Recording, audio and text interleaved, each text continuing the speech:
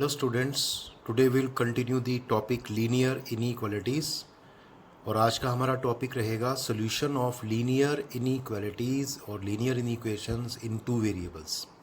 तो क्योंकि graphical solution करना है तो इसलिए पहले हमें linear equation in two variables के बारे में देखना होगा। 10th क्लास में आपने linear equation in two variable की जनरल इक्वेशन की हुई है, तो that is ax plus B Y plus C equal to zero. ये आप सबको पता है, लेकिन इसके साथ एक कंडीशन होती है जो बहुत कम बच्चे जानते हैं, where a is not equal to zero, b is not equal to zero and a b c are real numbers. ठीक है, तो ये आपको याद रखना होगा। This is the equation of linear equation in two variables. Now geometrically और graphically equation one, this is the equation one, represent a straight line. तो 10th क्लास में आपने किया था, अगर हम इस इक्वेशन की प्लॉटिंग करते हैं तो क्या होगा एक्स वाई के लिए, तो हमें एक स्ट्रेट लाइन मिलती है। तो इसका ग्राफ हमेशा एक स्ट्रेट लाइन होता है। ए straight line consist of infinite number of points. तो ये भी आप जानते हैं कि जब हम प्लॉट करते हैं तो वो पॉइंट्स की हेल्प से बनती है लाइन। तो हम ये भी कह सकते हैं कि इसका जो ग्राफ होता है इस इक्वेशन का, वो एक स्ट्रेट लाइन होता है और जिसके ऊपर बहुत सारे पॉइंट्स होते हैं। तो इसका मतलब लाइन जो होती है वो इन्फिनिट नंबर ऑफ पॉइंट से मिलके बनती है। तो ये आपको ध्यान रखना होगा। Next, all points means pairs X Y. तो एक्स वाई को पेयर कहते हैं और पॉइंट जो होता है जो लाइन के ऊपर होता है वो एक्स वाई की फॉर्म में होता है, कोऑर्डिनेट जिसको कहते हैं। All points lying on the straight line, ठीक है, represent by equation one are the solutions of the linear equation one. इसका मतलब ये है कि अगर इस इक्वेशन का ग्राफ ये एक स्ट्रेट लाइन है, इस पे जितने भी पॉइंट्स होंगे वो सारे इस इक्वेशन के सॉल्यूशंस होंगे। Therefore we conclude the linear equation ax plus by plus c equal to 0 has infinite solutions। तो आपने देखा, क्योंकि इसका जो ग्राफ है वो एक लाइन है और लाइन पे इन्फिनिट मैनी पॉइंट्स होते हैं और ये सारे ही पॉइंट्स इस इक्वेशन के सॉल्यूशन होते हैं। तो इसका मतलब इस इक्वेशन के इन्फिनिटली मैनी सॉल्यूशंस होते हैं। और अगर मैं किसी स्टूडेंट से पूछता हूँ तो ज़्यादातर मेरे को स्टूडेंट्स कहते हैं, अगर मैं पूछूं इसके कितने सोल्यूशन पॉसिबल हैं, तो नॉर्मली स्टूडेंट्स क्या बोलते हैं, कोई बोलता है इसका एक सोल्यूशन है, कोई बोलता है इसके टू सोल्यूशंस हैं। तो आपने देखा इसमें डिफरेंट पेयर्स जो हैं इसको सेटिस्फाई कर सकते हैं। तो इसके जो सोल्यूशंस होंगे वो बहुत सारे होंगे, that is infinitely many solutions होंगे। ठीक है, next, one solution of ax plus by plus c equal to 0 means a pair pq which satisfy the equation ax plus by plus c equal to 0। अगर कोई कहे इसका एक solution से आप क्या समझते हैं, तो जो वन सोल्यूशन इसका होगा वो एक पेयर की फॉर्म में होगा और वो पेयर कुछ भी हो सकता है। सपोज कर लेते हैं एक्स कोऑर्डिनेट p है और y कोऑर्डिनेट q है, तो ये जो आपका पेयर बनेगा, ये जो पॉइंट बनेगा वो इस इक्वेशन का या इस इक्वेशन का एक सॉल्यूशन होगा। नेक्स्ट, एक एग्जांपल लेते हैं। Consider the equation 3x plus 4y equal to 12। तो this is a linear equation in two variables और अगर हम इसका इसको ड्रॉ करते हैं और इसकी एक ग्राफ बनाते हैं, तो we draw the graph of this linear equation in two variables. तो देखिए किस तरह से ड्रा करेंगे, 3x plus 4y equal to 12। तो जैसे हमने 10th में किया था, लेकिन थोड़ा सा यहाँ चेंज करेंगे अपने मेथड में। इसमें हम एक बार x को 0 पुट कर देंगे, कोरस्पॉन्डिंग y की वैल्यू फाइंड कर लेंगे। तो जब x को 0 करेंगे तो y की वैल्यू क्या आ जाएगी, 3। और इसी इक्वेशन में अगर हम y को 0 पुट करते हैं तो कोरस्पॉन्डिंग x की वैल्यू क्या आती है, तो y 0 पे x की वैल्यू 4 आएगी। अब इसको हम टेबुलेट कर देते हैं, तो x और y की वैल्यू, ठीक है, टेबल बनाएंगे। x 0 तो y 3 आएगा, x की पावर x इक्वल टू 4, तो y की जो वैल्यू क्या आएगी वो 4 आएगी। अब इसको प्लॉट करेंगे अगर ग्राफ में, ठीक है, इसको अगर ग्राफ पेपर पे प्लॉट करते हैं तो आपके पास दो पॉइंट मिल जाएंगे। There are 2 points. एक पॉइंट हमने a ले लिया 4 0 x एक्सिस का पॉइंट है, एक पॉइंट हमने b ले लिया जिसके कोऑर्डिनेट 0 3 है, ये y एक्सिस का पॉइंट है। इसको ज्वाइन करने पे एक लाइन फॉर्म होगी और ये लाइन जो है वो ग्राफ होगी इस इक्वेशन का, ठीक है। और यहाँ पे हम क्या करेंगे, इस लाइन की इक्वेशन लिख देंगे 3x plus 4y equal to 12। अब मेन चीज़ जो आपको यहाँ ध्यान देनी होगी और जिसका यूज़ मैं आगे क्वेश्चंस में करने वाला हूँ, तो ये बहुत इंपॉर्टेंट है, इसको आप बड़े ध्यान से केयरफुली देखेंगे। ये लाइन है। अब ये लाइन क्या करती है, this is a plane, this is a plane, X Y plane भी बोल सकते हैं इसको। दिस इज़ कार्टेशियन प्लेन और एक्स वाई प्लेन। अब ये लाइन क्या करती है, इस कार्टेशियन प्लेन के दो पार्ट कर देती है, एक अपर हाफ प्लेन हो जाता है और एक लोअर हाफ प्लेन हो जाता है।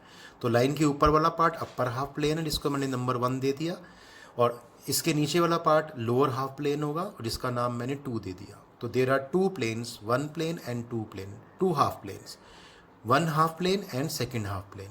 ठीक है, तो इस तरह से कोई भी पॉइंट कहाँ हो सकता है, या लाइन के ऊपर होगा या अपर हाफ प्लेन में होगा या लोअर हाफ प्लेन में होगा। A line divides the Cartesian plane into 2 parts, each part is known as half plane. वही मैंने बताया कि कोई भी लाइन जो है प्लेन के 2 पार्ट कर देती है, एक अपर हाफ प्लेन होता है और एक लोअर हाफ प्लेन होता है। A vertical line will divide the plane in left and right half planes. बिल्कुल सही, ये ऐसे ये लाइन है मेरे पास, तो ये क्या करेगी, इस प्लेन के 2 पार्ट कर देगी, एक लेफ्ट हाफ प्लेन होगा और एक इधर वाला राइट हाफ प्लेन होगा, तो इसके 2 पार्ट हो जाएंगे। Next, a non vertical line, जैसे ये लाइन नॉन वर्टिकल है ये वाली, will divide the plane into lower and upper half planes. ये मैं बता चुका हूँ, lower and upper half planes. Next point is a point in Cartesian plane, अगर कोई भी पॉइंट इस प्लेन के अंदर लाई करता है तो वो कहाँ हो सकता है, will either lie on a line, या तो लाइन के ऊपर होगा, और will lie in either of the half planes 1 और 2, तो यहाँ वो इस प्लेन में होगा, अपर हाफ प्लेन में, या नीचे सेकंड हाफ प्लेन में होगा। ठीक है, तो ये पॉइंट्स आपको ध्यान रखने हैं कि एक लाइन एक प्लेन को 2 पार्ट्स में डिवाइड करती है, एक अपर हाफ प्लेन, एक lower half plane. Now we start with graphical solution of linear inequations in 2 variables. ठीक है, तो सबसे पहले देख लेते हैं कि इनइक्वेशंस की टाइप क्या होती हैं। The inequations ax plus B y less than c, comma ax plus B y greater than c, comma ax plus B y less than equal to c, comma ax plus B y greater than equal to c, और called linear inequations in 2 variables x and y। यहाँ आपको ध्यान रखना होगा, a is not equal to 0, b is not equal to 0 and a b c are real numbers. तो ये 4 possibilities होंगी आपकी लीनियर इनइक्वेशन इन 2 वेरिएबल्स के अंदर। तो बारी बारी से इनको हम डिस्कस करते हैं। तो चलिए स्टार्ट करते हैं। क्वेश्चन किस तरह से करना होता है ग्राफिकल सॉल्यूशन में, solve the following inequations graphically. तो फर्स्ट पार्ट है 2x plus 3y less than equal to 6। इस इनइक्वेशन का हमें क्या निकालना है, सोल्यूशन निकालना है ग्राफिकली। कैसे करना है, वी हैव इनइक्वेशन लिखेंगे 2x plus 3y less than equal to 6। अब आपको ध्यान रखना, यहाँ एक लाइन है जो हमेशा आपको हर क्वेश्चन में लिखनी होगी। तो क्या लाइन है वो, converting the inequation into equation we get, मतलब आपने क्या करना है, यहाँ से इस सिंबल को हटा देना लेस देन के, और यहाँ इक्वल साइन ले लेना है। ठीक है, तो इस इनइक्वालिटी को चेंज कर देंगे इक्वेशन की फॉर्म में, तो 2x plus 3y equal to 6 आएगा, या इक्वल साइन आ जाएगा। अब हम इसका एक टेबल बनाएंगे। कैलकुलेशन करने की रिक्वायरमेंट नहीं होती है, आप रफ में कर सकते हैं, फिर भी बता देता हूँ। एक बार x की वैल्यू 0 पुट करेंगे तो कॉरस्पॉन्डिंग y की वैल्यू 2 आ जाएगी। एक बार y की वैल्यू 0 पुट करेंगे तो एक कॉरस्पॉन्डिंग x की वैल्यू 3 आ जाएगी। इट मीन्स एक पॉइंट मैंने x एक्सिस का ले लिया, क्यों, x एक्सिस पे क्या होता है, y कोऑर्डिनेट 0 होता है, और एक पॉइंट मैंने बना दिया y एक्सिस का, y एक्सिस पे x कोऑर्डिनेट 0 होता है। तो ये पॉइंट हो गया x एक्सिस और ये पॉइंट हो गया y एक्सिस का। नाउ अब सेकंड पार्ट क्या करना होता है इसमें हमने क्या करना है, शेडिंग को चेक करना है, रीजन को चेक करना है, सोल्यूशन रीजन कहाँ है, शेडिंग किस तरफ होगी। तो ये इसका मेजर पॉइंट है, यहाँ थोड़ा टाइम लगेगा, इसको बड़ी केयरफुली आपने देखना होगा। तो यहाँ लिखना होगा चेकिंग फॉर शेडिंग रीजन और सोल्यूशन रीजन, शेडिंग रीजन और सोल्यूशन रीजन। ठीक है, तो इसके लिए क्या करना होता है, हमें एक पॉइंट लेना होता है। ठीक है, वो पॉइंट हम कोई भी ले सकते हैं, तो प्रेफरेबली हम इसमें कौन सा लेते हैं, ओरिजिन लेते हैं। तो प्रेफर करेंगे इस पॉइंट को, ओरिजिन को। लेकिन ध्यान रहे, जिस पॉइंट पे आप चेक करेंगे उसको पहले आप टेस्ट करके देख ले क्या इस इक्वेशन को सेटिस्फाई करता है। तो ये वाला पॉइंट इस इक्वेशन को सेटिस्फाई नहीं करना चाहिए। देखो, अगर मैं x को 0 करूँ, y को 0 करूँ, तो क्या आएगा, 0 इक्वल टू 6, मतलब left hand side is not equal to right hand side. अगर ये सेटिस्फाई नहीं करेगा तभी ये पॉइंट लेना होगा। ठीक है। तो एट 0,0 दैट इज, इसका क्या मतलब होता है, व्हेन x 0 एंड y 0। तो x और y की जो वैल्यू है 0 0 वो आपने पुट कर देनी है इस इनइक्वालिटी के अंदर। तो इस इनइक्वालिटी में मतलब 2x + 3y less than equal to 6 में अगर पुट कर दें x को 0 y को 0 तो आंसर क्या आएगा, 0 लेस देन इक्वल टू 6। ठीक है, सॉल्व करने के बाद आपको ये वैल्यू मिलेगी। अब ये एक स्टेटमेंट है, आपको ये देखना होगा ये स्टेटमेंट ट्रू है या फॉल्स है। तो इसके साथ यहाँ लिखना होगा क्या ये ट्रू है, तो 0 इज लेस देन 6 बिल्कुल ट्रू है, विच इज़ ट्रू, तो यहाँ मार्क कर देंगे which is true. That implies, अब इसका क्या मतलब हुआ, इसका मतलब ये हुआ कि ये जो शेडिंग होगी आपकी, क्या वो ओरिजिन की ओर होगी या नहीं होगी। या हम ये कह सकते हैं क्या ओरिजिन इस इनइक्वेशन को सेटिस्फाई कर रहा है, तो बिल्कुल कर रहा है, विच इज़ ट्रू, यहाँ पे बिल्कुल सेटिस्फाई कर रहा है। इसका मतलब ये जो ओरिजिन है, ये ओरिजिन जो पॉइंट है ये इसके सोल्यूशन रीजन में लाई करेगा, इसके सोल्यूशन रीजन में लाई करेगा। तो क्या लिखना होगा, शेडिंग इज टूवर्ड्स 0 0। तो जो शेडिंग पोर्शन होगा वो 0 0 की ओर चला जाएगा, दैट इज, और कह सकते हैं 0 0 जो है आपका ओरिजिन जो है वो lies in the solution region, that is half plane. तो आपको पता है हाफ प्लेन क्या होता है, अभी मैं ग्राफ में दिखाऊंगा इसका मतलब क्या है। तो यहाँ आपको बताना होगा कि जो शेडिंग है वो ओरिजिन की ओर होगी, और ये भी कह सकते हैं कि जो ओरिजिन है वो लाई करता है सोल्यूशन रीजन में। अब आपके इसके बाद क्या करना है, आपको ग्राफ पेपर पे इसका ग्राफ ट्रेस करना होगा। ठीक है, मेरे पास अभी अवेलेबल नहीं है ग्राफ पेपर, इसलिए मैं इसको प्लेन पेपर पे बना रहा हूँ। आप ग्राफ कॉपी में करेंगे, मैंने लिख दिया मेक स्केच, ठीक है, और graph of inequation on graph paper. तो ग्राफ पेपर के ऊपर ये बनाने वाले हैं। ग्राफ देखते हैं, तो आपके पास 2 पॉइंट्स थे, A 3 0 x एक्सिस का पॉइंट था और B 0,2 ये y एक्सिस का पॉइंट था। स्केल रख के आप इसको ज्वाइन कर देंगे तो आपको लाइन फॉर्म हो जाएगी यहाँ पे, है ना। हम x एक्सिस का पॉइंट लेते हैं और एक y एक्सिस का लेते हैं, क्यों, ये काफ़ी डिस्टेंस होता है, जो लाइन होती है वो कंफर्म हो जाती है विद 2 पॉइंट्स ओनली। और 10th में आपने 3 पॉइंट्स यूज़ किए थे, लेकिन 11th में हम सिर्फ 2 पॉइंट यूज़ करने वाले, क्योंकि इन दोनों पॉइंट से आपकी एक प्रॉपर लोकेशन पे लाइन बन जाती है। दूसरा, आपको क्या करना है, सबसे पहले लाइन ट्रेस कर देनी है। लाइन ट्रेस करने के बाद लाइन की इक्वेशन इसके ऊपर मार्क करनी है, 2x + 3y = 6। ध्यान रहे यहाँ इक्वल साइन आएगा, इनइक्वालिटी का साइन नहीं आएगा, मतलब लेस देन ग्रेटर देन कभी नहीं आएगा। क्यों, ये लाइन की इक्वेशन है, ये इस लाइन की इक्वेशन है। ठीक है, दूसरा, यहाँ एरो मार्क करने हैं आपने। नॉर्मली क्या होता है कि हम एरो मार्क करते नहीं हैं, तो क्या होता है कि हम इसमें इस तरह से बना देते हैं लाइन को। बहुत सारे स्टूडेंट्स क्या करते हैं, वो सोचते हैं लाइन है, ये लाइन नहीं है, दिस इज़ लाइन सेगमेंट। ठीक है, लाइन कब बनेगी, जब इस पे एरो मार्क होंगे। ठीक है, तो याद रखना यहाँ पे एरो मार्क करने हैं। दूसरा, जो बहुत सारे स्टूडेंट्स मिस्टेक करते हैं, यहाँ कैपिटल X लिखना होता है, स्मॉल x नहीं होता। यहाँ capital Y, capital X dash, capital Y dash, यहाँ ओरिजिन मार्क करना है O आपने। ठीक है, तो छोटे छोटे पॉइंट्स हैं जो आपको ध्यान देने होंगे। अब बात करते हैं शेडिंग की। ये लाइन आ गई आपके पास, तो ये लाइन आपने यहाँ पे फॉर्म कर दी। ठीक है, अब क्या होगा, ये जो लाइन है ये इस प्लेन के 2 पार्ट्स कर देगा, एक अपर हाफ प्लेन और एक लोअर हाफ प्लेन। और याद रखना, कोई भी इनइक्वालिटी का क्वेश्चन होगा और अगर लाइन की फॉर्मेशन से बन रहा है तो क्या होगा, आपका जो आंसर होगा वो किसी एक साइड पे होगा, या तो इस तरफ या इस तरफ, मतलब शेडिंग आपकी या तो इस तरफ होगी या उस तरफ होगी। इसके लिए हमने क्या किया, ओरिजिन को टेस्ट किया, इस पॉइंट को टेस्ट किया था इस इनइक्वेशन के अंदर।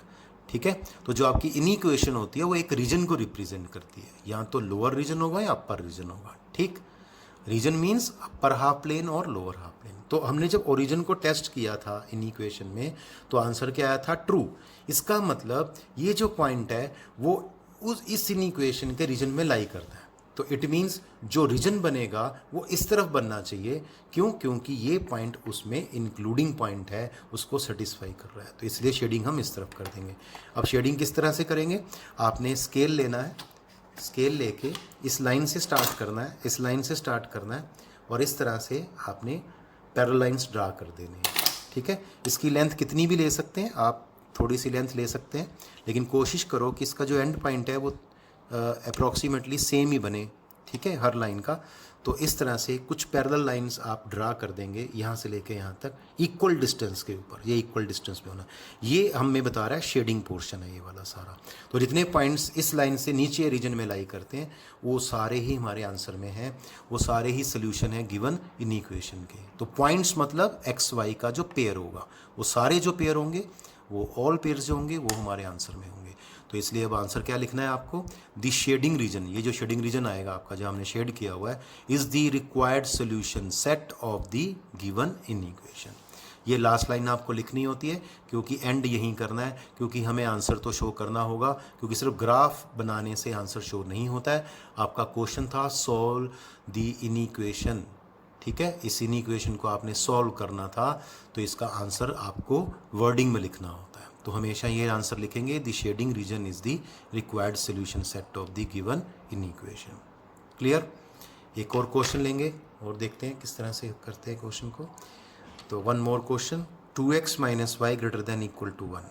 सोल्यूशन यहाँ से स्टार्ट हो रहा है। We have 2x minus Y greater than equal to 1 converting the inequation into equation. बिल्कुल लास्ट क्वेश्चन की तरह हमने लिखा 2x minus Y equal to 1। तो याद रखना इस इन इक्वेशन की जगह क्या आ जाएगा, अब इक्वेशन आ जाएगी, इक्वल साइन आ जाएगा।